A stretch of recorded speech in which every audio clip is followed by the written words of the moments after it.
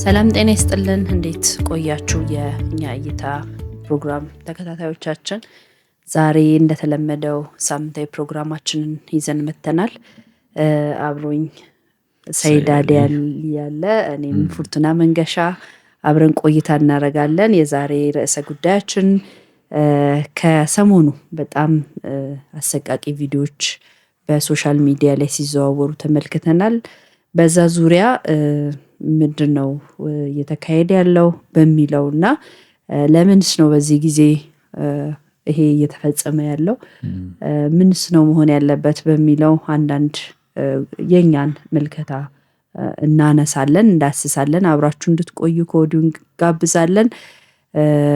ላይክ አድርጉ፣ ሰብስክራይብ አድርጉ። ሀሳብ አስተያየታችሁንም እንደ ቀደመው እንድትሰጡን እንጠይቃለን። አብራችሁን ቆዩ። ሰሞኑ አሰቃቂ የሆነው ተግባራትን አይተናል። በጣም የኛን ማህበረሰብ የማይመጥኑ አይነት ተግባራት ናቸው ሲታዩ የነበሩት። በምስል ተደግፎ ነው የወጡት። በዚህ ጉዳይ ላይ እንወያያለን። አሪፍ ውይይት ይሆነናል ብለን እንጠብቃለን። ኮሜንት፣ ላይክ፣ ሼር እያደረጋችሁ ሀሳባችሁን ሼር እንድታደርጉ እኔም በበኩሌ ጠይቃችኋለሁ። እና እንዳነሳሹ ነገሩ መጀመሪያ ሲጀምር ከባሌ አንድ አባት ወጣቶች ተሰባስቦ ሲደበድቡት፣ ሌባ ሲሉት እና ሲያዋርዱት ነበርና እሱን ሁላችንም ስናወግዞ ነበር። ትንሽ ጥቂት ቆይቶ እንደዚህ አይነት ተግባር፣ አጸያፊ ተግባር በአምቦ ከተማም ታይቷል። ኖርማሊ የተለያዩ ናቸው።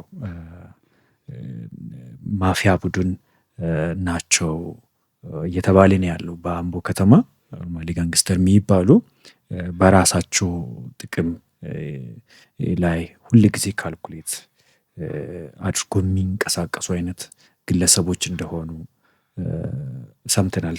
ብዙ መረጃዎች እየታዩ ነው። ከሁሉም በላይ ግን ደስ የሚለው አዛዥ እና የግሩፑ መሪ የሆነ ካሳዬ ቀነኒሳ የተባለው ሰውዬ ተይዟል። ይሄ ደስ የሚያሰኝ መረጃ ነው። በቃሊቲ መናኸሪያ ውስጥ ወደ ሌላ አካባቢ ሜቢ ሊሸሽ ፈልጎ ይሆናል። ክትትል እየተደረገበት ነበረ በጸጥታ እና ደህንነት አካላት። መንግስት አፋጣኝ የሆነ እርምጃዎችን እየወሰደ ነው የሚገኘው። ከሁሉ በላይ ግን እንደዚህ አይነት መረጃዎች በህብረተሰቡ ዘንድ ካለ፣ እንደዚህ አይነት አደጋዎች ከነበሩ፣ እንደዚህ አይነት አጸያፊ የሆኑ ተግባራቶች ካሉ ለምን በዚህን ሰዓት ሊወጡ ቻሉ? የት ነበረ ከዚህ በፊት? እነማን አቀናጀ? እንደዚህ አይነት ነገሮችን ማን ሊጠቀምበት ፈልጎ ነው? እነኚህ አካላትስ ከማን ናቸው? ከመንግስት ጎራ የተሰለፉ ደብል ስታንዳርድ ናቸው ወይስ ከጠላት ተልኮ ሰርጎ ገብ ናቸው የሚሉ ነገሮች አጠራጣሪ ናቸው።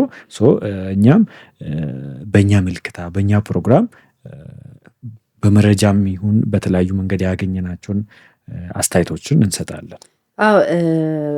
በመጀመሪያ ደረጃ በጣም የሚወገዝና በባህላችንም ቢሆን አጸያፊ የሆነ አንድ ህሊና ያለው ሰውን በዚህ ልክ መርገጥ፣ መቀጥቀጥ አሳፋሪ በሆነ መልኩ በጣም አንዳንዶቹ እንደውም አንደኛውን የሆነ ሊስትሮ ምናምን አይነት ስራ የሚሰሩ ልጆች ነው የሚመስሉት። አንደኛው ደግሞ በአደባባይ የሚቀጠቅጥ ነው የሚታየው። ይሄ ልበድፍንነት ትንሽ ከህገ ወጥነት ያለፈ ሂውማኒቲ የሌለው አይነት ቅጥቀጣዎች ናቸው ሲደረጉ የነበረው። ይሄንን በጣም የሚወገዝና እዚህም ደረጃ ሳይደርስ እርምጃ ሊወሰድበት ወደ ህግ አግባብ የሚኬድበት መሆን ነበረበት። ይሄ በእንደዚህ እንዳለ እነኚህ ቪዲዮዎች እንግዲህ አሁን እየተሸራሸሩ ያሉ ሁለት ሀሳቦች አሉ። አንደኛው ያው መጀመሪያ ይሄ ቪዲዮ ሲወጣ በነ ጀዋር መሐመድ በሶሻል ሚዲያ በኩል ነው ለመጀመሪያ ጊዜ ወጣው።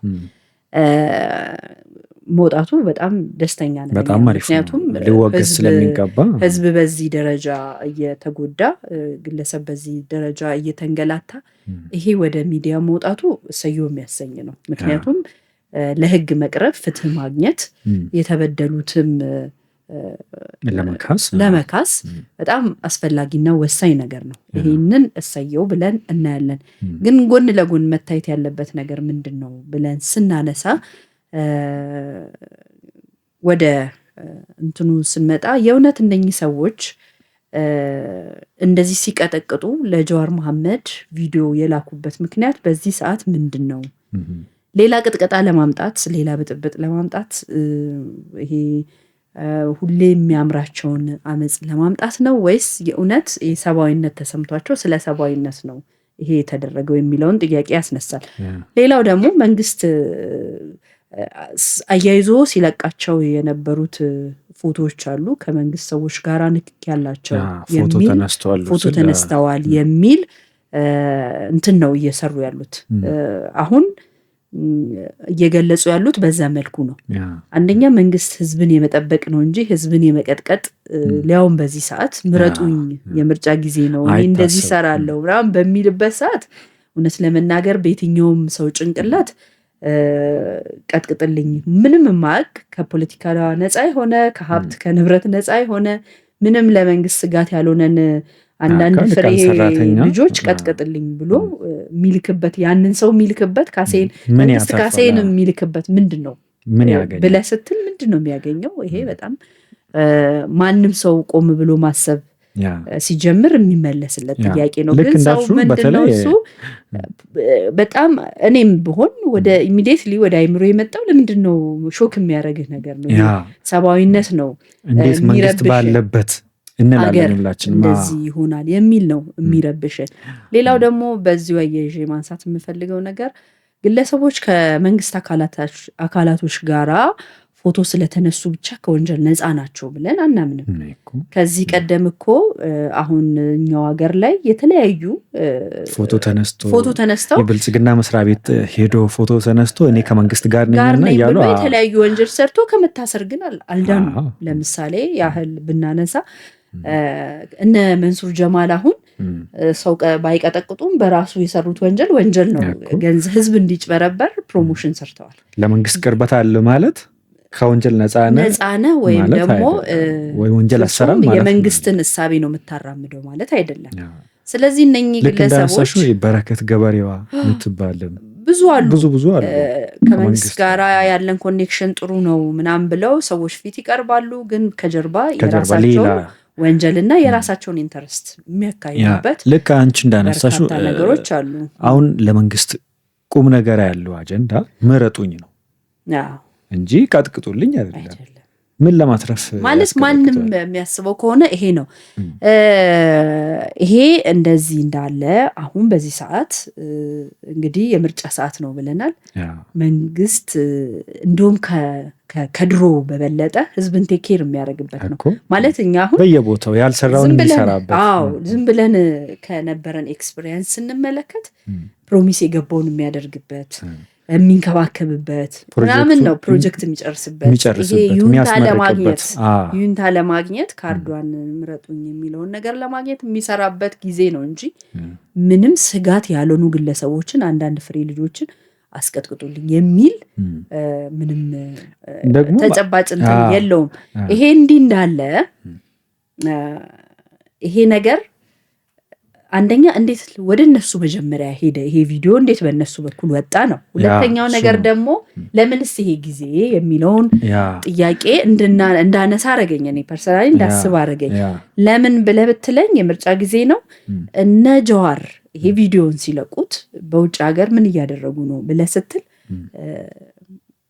ከሽግግር መንግስት ከሚለው ቡድን ጋራ ኢትዮጵያ ውስጥ ሰላማዊ ምርጫ አይካሄድ፣ የህዝብ አመፅ ይካሄድ በሚሉ ሰዓት እዛ ጋር እያበሰል ነው ያለው ነገር አለ ልናወጣ ነው በሚል ሰዓት ይሄ እየበሰለ ያለው ነገር ይሄ አመፅ ነው ወይ የሚለውን ጥያቄ እንድታነሳ ያደርግሃል። እነኚህ ልጆች እዚህ ጋር ፎቶ ተነስተው እዛ ጋር ለጀዋር እየሰሩ ነው ወይ? ለምን ስትቀጠቀጥ ቪዲዮ ማንሳት አስፈለገ? እውነት ለመናገር የልጆቹ ምታት እናንትን በጣም ፔን አለው። ግን አልፈህ ደግሞ ያለውን ነገር ስታስብ የበለጠ የከፋ አደጋ እንዳይመጣ ይሄ ነገር መታየት አለበት ብዬ አስባለሁ። ያ ልክ እንዳነሳሹ እነዛ ልጆች ስለተቀጠቀጡ መንግስት የሚያተርፈው ነገር ከሌለ የካሳይ ቀነኒሳ የሚሰራለት አካል አለው ማለት ነው። እዛን ሌላ ደግሞ ካልኩሌት የተደረገ ምንድን ነው ብለሽ ካሰብሽ ካሳዬ እየቀጠቀጠ ቅረጹኝ ካለ ተቀርጾ እንዴት እነ ጃዋር ጋር ደረሰ?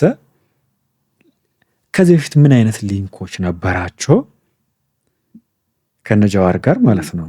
ምክንያቱም እነ ጃዋር መረጃውን ካወጡ እነ ካሳዬ ሊገደሉ ይችላሉ፣ እስር ቤት ሊወረወሩ ይችላሉ። ሰው እንዴት እያወቀ ራሱ ላይ እስር ወይ ሞትን ይጠራዋል? ቢካዝ ወደዛ ደረሰ ማለት መረጃው ይወጣል። እና ይሄ ነገር ካልኩሌት የተደረገ ነገር አለው እንጂ እንዲሁ በባዶ መንግስት ደግሞ አስደረገ ካለን ለምን ወደ እነ ጃዋር እንዲሄድ ያደርገዋል? ነገሩን እኮ በምስጢር ይዘዋል። አደረገ ራሱ ብንለው ማለት ነው። ሰዎች የተቀጠቀጡ ሰዎች እውነትም ስጋት ሆነው ከተቀጠቀጡ መንግስት ተቃራኒ ለሆነው አካል እንዴት ቪዲዮን ሊልክ ይችላል? አንደኛ እሱ ነው። ምናልባት ሾልኮ ወጣ ምናምን ሊሉ ይችላሉ። ግን እዚህ ጋር አሁን ጃዋር ባይዜ በባህሪው በጣም ችኩል ስለሆነ ቅድም ወደ ስቱዲዮ ሳንገባ ያየሁት የእሱን ፖስት ምንድነው እሱ ከዚህ ቀደም ባደረግነው ትግል አምቦ ላይ በባዶ እግሬ ነበር የሄድኩት። አሁን ደግሞ ከተሳካ ያው ተሳካ ማለት አመጽ ተነስቶ መንግስት መገልበጥ ነው። እሱ ፖይንት ያ ብቻ ነው። ከተሳካ ራቁቴን ነው የምንከባለለው የሚል ነገር ፖስቷል። ሶ የነኚህ ቪዲዮዎች መውጣት በየከተማው በክለፍለፍ ፋይናሊ ውጤቱ ምንድነው? ሰብአዊነት ለህዝብ ማዘን ሳይሆን አመጽ ነው ማለት ነው። እሱ ነው። ቅድም አንስተሻል የሆነ ነገር ኩክ እያደረግን ነው ስል ነበር ከዚህ በፊትም ለዛ ነው ዝም ያልኩት ይላል በመሃል ማለት ነው። ከዛ አይተሽ ከሆነ የነ ልደቱ የኢንተርኔት ኮንፈረንስ ሲጠሩ ብዙ ጋዜጠኞች የተጋበዙ ጋዜጠኞች የሚጠይቁት ጥያቄ ነበር። መሬት ላይ ምንም ሳይሰራ እንዴት ዝም ብላችሁ አየር ላይ የኛን ጊዜ ታባክናላችሁ? አሁን እኮ ለምርጫ የቀረው ጊዜ ከ2 ወር ያልበለጠ ነው ስሉ ነበር ጥያቄያቸውን ማለት ነው። እና መሬት ላይም እየሰራን ያለው ነገር አለ ስሉ ነበር። ከዛን እነዚህን ዶቶችን ታገናኘ እነሱ ይሄን ካሉ በኋላ ኢሃፓ ሰልፍ ጠራ። ገና ብዙ ሳምንታት ሳይፈጅ እነ ጃዋር ደግሞ ይህን መረጃ አገኘን ብሎ ለጠፉ። አሁን እኛ የወጣ መረጃ ላይ አይደለም ክርክራችን፣ ማን ቀረጸ፣ እንዴት ተቀረጸ፣ ማን ላከው ነው። ምን ትርፍ ሊገኝበት? ማን ነው ካልኩሌት ያደረገው? በዚህን ጊዜ መንግስት ምረጡኝ እያለ ነው ያለው። ኢቭን ያጠፉትን ነገር እኮ አስተካክላለሁ የሚልበት ታይም ነው እንጂ ሌላ ጥፋት የሚደግምበት አይደለም። ማንም ሰከን ብሎ በአእምሮ ሆኖ ካየ እኮ ነገሩ እንደዛ ነው እንጂ በዚህን ሰዓት አሁን መንግስት ፕላን አድርጎ ከፌደራል ጀምሮ እነሱ እንደሚሉት እስከ ወረዳ ድረስ የራሱን መዋቅር ዘርግቶ ሰውን ያስቀጠቅጣል፣ ሰውን እንደዚህ ያደርጋል። ሎጂካሊ ትክክል አይሆንም። ቢካዝ ምንም ቢያጠፋ ጥፋት ራሱ አስበው ቢሆን እኮ መንግስት አሁን እችን ታይም ካለፈ በኋላ ነው ጥፋት ራሱ ካሰበ ማለት ነው። ይሄ ጥፋተኛ ነው ካልን ራሱ ቢካዝ ሁላችንም የሆነ አጣብቅኝ ውስጥ ከገባን እኮ ከዛ አጣብቅኝ የምንወጣበትን መንገድ እንፈልጋለን እንጂ አጣብቅኝ ላይ ሌላ አጣብቅኝ አንፈጥርም። አሳማኝ አይደለም ይሄን ጃዋር ሂደት አካሄድ። አይተህ ከሆነ ዛሬ ፈገግ እያልኩኝ ነበረ። የአርቲስት ቴዎድሮስ ዘፈን ዛሬ ይለቀቃልና ጃዋር ታውቃለህ የኦሮሞ ፖለቲከኛ ነው። ከዚህ በፊት ደግሞ ቴድሪ ሚኒሊክ ጥቁር ሰው የሚለውን ዘፈን ሲዘፍን እንደውም ስፖንሰር ሁላ እንዳያገኝ በጣም ሲታገል ከነበሩ ሰዎች ውስጥ ጃዋር መሐመድ ነው። በተለይ ኦሮሞዎች እንዳያዳምጡ ሲያደርግ የነበረው። ዛሬ ምንድን ነው ያለው? ለመስማት ጓጉቻለሁ። ይሄ ማለት ባይ ኤኒ ሚንስ በቃ ኢትዮጵያ መንግስት እንዳይኖራት ብትንትኗ እንዲወጣ የመቀስቀስ አይነት እንትን ነው እየሄደ ያለው እንጂ የፖለቲካ ስታንዱ ራሱ ጠፍቶበታል። የኦሮሞ ህዝብ ነው ስታገል የነበረው። ሚኒሊክ ጥቁር ሰው ብሎ ዘፍኖብናል፣ ጠላታችን ነው ብሎ ሲፈርጅ የነበረውን ሰውዬ ስፖንሰር እንዳያገኝ ሲያደርግ የነበረውን ሰውዬ ህዝቡ እንዳያዳምጥ ሲቀሰቅሰው የነበረው ዛሬ ደግሞ እኛ እሰየው ይሄ አንድነት ፍቅር ምናምን ግን ሪሊ እውነት ቴዲን ወዶ ነው ጃዋር መሐመድ እኮ ጠቅላይ ሚኒስትሩ ከዚህ በፊት የነበሩትን መሪዎች ታሪካቸውን ሲያኖሩ በቤተ መንግስት ፎቶዋቸውን ሲያስቀምጡ የምርቃቱ ቀን እሱ ሚኒሊክ እንዲያርጎናል ብሎ አኖሌ ሄዶ የኦሮሞን ጦት የቆረጠ ምናምን ብሎ አኖሌ ሐውልት ጋር ሄዶ ፎቶ ለምን አማራዎቹን ያቅፋል እያለ አህዳዊ ሊያመጣብን ነው ምናምን ሲል የነበረ ሰውዬ ዛሬ የቴዲ አናቂ ሆኖ ብቅ ማለቱ ሪሊ ቴዲን ወዶ ነው ጃዋር መሐመድ ነገሮችን እንድንገመግም ያደርጋል ቁጭ ብለን እንድናስብበት ያደርጋል። ይሄ ሰውዬ በመርፌ ቀዳዳም ቢሆን ገብቶ ከማንም ጋርም ቢሆን ሆኖ አንደኛ እቺን ሀገር ምስቅልቅሏን ማውጣት ነው። ከተሳካለት ደግሞ ሽግግር መንግስት የሚለውን ነገር ፈጥሮ ወደ ስልጣን መምጣት ነው። ማንም ይለቅ ማንም ይሙት ለሱ ያ የሱ አጀንዳ አይደለም። አጀንዳውም ሆኖ አያቅም። ባይዘይ በግልጽ እየታየ የመጣው የኦሮሞ ህዝብ ለጃዋር አጀንዳው አይደለም በዚህ ሰዓት በፍጹም አጀንዳ እንዳልሆነ የምታየው ከሚያደርጋቸው ነገሮች ተነስተ የሱ አጀንዳ እንዳልሆኑ ታያለ። እዚች ሀገር ላይ አርሲ ብትሄድ የሚሰራቸው ሴሎቹ አሉ የተወሰነ መንግስትን በዚህ አጋጣሚ በነገር ላይ የራሱን እንትን በደንብ እስከ ወረዳ እስከ ቀበሌ ያሉትን መዋቅሮቹ መፈተሽ መቻል አለበት። ተዘናግቷል እንደሱ አይነት ነገሮች ላይ ትላልቅ አሁን እኔ አገራዊ ጉዳዮች ላይ ስታይ በጣም ትላልቅ አፍ የሚያስከፍቱ እውነት እንዴት ተቻለ በዚህ ፍጥነት እና የምትላቸው በርካታ ስራዎች ተሰርተዋል። በሀገር ደረጃ ወርደ ከቀበሌ ጀምሮ ያለው ነገር ግን እንግዲህ ስራ እንደሚቀር የሚያሳዩ ነገሮች አሉ። ይሄ ለሱ እድሉን እንዲጠቀም አድርጎታል ብዬ አስባለሁኝ። ምክንያቱም እነኚህ ይሄ 120 ቡድን ብሎ የሰየማቸው አምቦ ላይ ያሉ ቼኖች በደንብ መፈተሽ አለበት። አሁን እንግዲህ እየለጠፈ ያለ ሸሸመኔ ላይ ብሏል ምናምን እያለ የሆነ የሚነካካቸው ከተሞች አሉ። የራሱ ያስቀመጣቸው ሴሎች ይሆናሉ። እንግዲህ እታች ድረስ እነኛን ማጣራትና ህዝብ ከዚህ በላይ ስቃይም እንዳይደርስበት መፈተሽ መቻል አለበት ብለን እናስባለን። መንግስት ኢሚዲየት የሆነ እርምጃዎቹን መውሰድ አለበት። ይሄ ህግ የበላይነት ከዚህ በላይ ሊሰፍን ይገባል። በእኛ አረዳድ መንግስት ለምርጫ ነው እየተወዳደረ ያለው። ምረጡኝ ቅስቀሳ ነው እያደረገ ያለው። በየቦታው ደግሞ አጀንዳዎቹን እያመጣ እየተከራከረበት ለምርጫ ከሚወዳደሩት ጋር ትግል ነው እያደረገ ያለው እንጂ ሌላ ሰውን ቀጥቅጡልኝ የሚልበት ምንም በእኛ በኩል ያየነውና የተገነዘብነው ነገር የለም።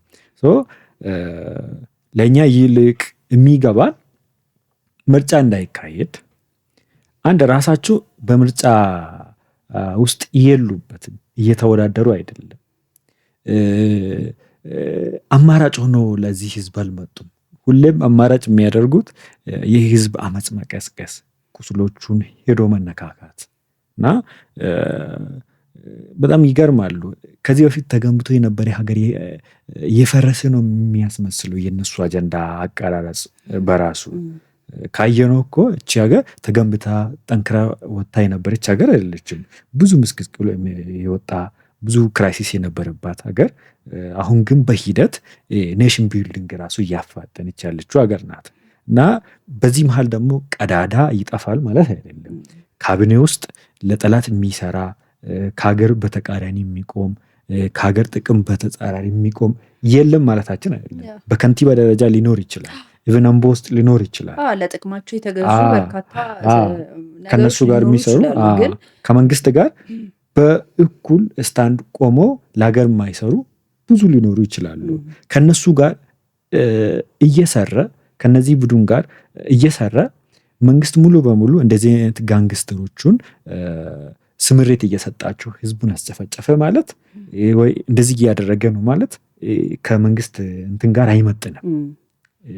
ሎጂካሊ ቲንክ ለማድረግ ለፖለቲካ ዓላማ የምትጠቀምበት አይደለም። የጋንግስተርን ስራዎች የትኛውም ሀገር ላይ ይኖራሉ እኮ እንደዚህ አይነት ስራዎች ይፈጠራሉ። ግን ኮንትሮል የምታደርገው ያው መንግስት የራሱ ኃላፊነት ህግን የማስከበር ዜጋን የመጠበቅ የሚባሉት ነገር የመንግስት ኃላፊነት ነውና ጠንክሮ ቆሞ ያንን የማድረግ ኃላፊነት እንዳለበት እናምናለን። በዛ መንግስት ኃላፊነቱን እንዲወጣም ጥሪ እናደርጋለን። ግን ይሄ ነገር ሲፈጠር ለፖለቲካ ዓላማ ልታውሎ አትችልም። እንዴት ነው ልታውሎ የማትችለው? የዛ የቡድኑ እንትን ነው ኃላፊነት ነው ያ እንጂ መንግስት እዚህ ውስጥ ኢንቮልቭ ያደርጋል ብለን አይታሰብም። አብሮ ሊሄድ የማይችል ነገር ነው። ምንም አይመጣም አብሮ አይሆንም አብሮ እና እነ ጀዋር መሐመድ እንግዲህ እንዳነሳ ነው ሰላማዊ ምርጫ መካሄድ የለበትም።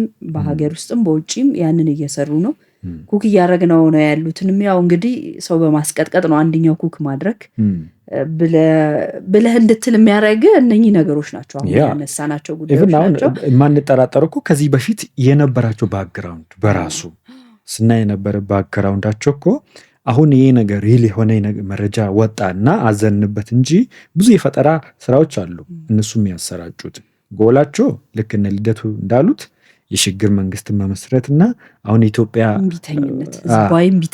መንግስት እንዳይኖራት እና ይሄ ደግሞ በስተጀርባ ያለው የባህር በር ጥያቄያችን እንዲዳፈንና ኔሽን ቢልዲንግ አሁን እየሄደበት ካለው መንገድ እንዲመለስ ነው ወደኋላ። ለዚህ ደግሞ ያገኙትን ሁሉ እየተጠቀሙበት ነው። እኛ ደግሞ እንደኛ ቤት ፕሮግራም ምርጫ መካሄድ አለበት። መንግስት ለምርጫ ቅስቀሳ ጥሪዎችን እያደረገ ነው ያለው፣ እየተከራከረ ነው ያለው። ብዙ አበረታች ነገሮች አሉት። ጎን ለጎን ደግሞ የህግ የበላይነትን እያስከበረ ነው ያለው። ጋንግስተሮች አይጠፉም፣ ይኖራሉ። ሜቢ ቁጥራቸው እያነሰ እየጨመረ ሊሄድ ይችላል በየቦታው። ዋና ነገሩ ግን ከተፈጠረ መረጃዎች እውነታ ከሆኑ መንግስት እርምጃውን እየወሰደ ነው ያለው። ከሁሉ ይልቅ ግን ነገሮቹ ከሮ ከመውጣታቸው በፊት መንግስት ፕሮአክቲቭ ሲስቴሞችን እየተጠቀመ አስቀድሞ የመመከን ስራዎች ላይም እንዲሰማራ ጥሪ እናቀርባለን። እንደዚህ አይነት አጸያፊ ተግባራትን ግን በጣም እናወግዛለን። የሚበረታቱ ጉዳዮች አይደሉም። ይህን ቁስል ደግሞ ለራሳቸው ጥቅም ለማድረግ የሚሞክሩ አካላትንም ጭምር እናወግዛለን።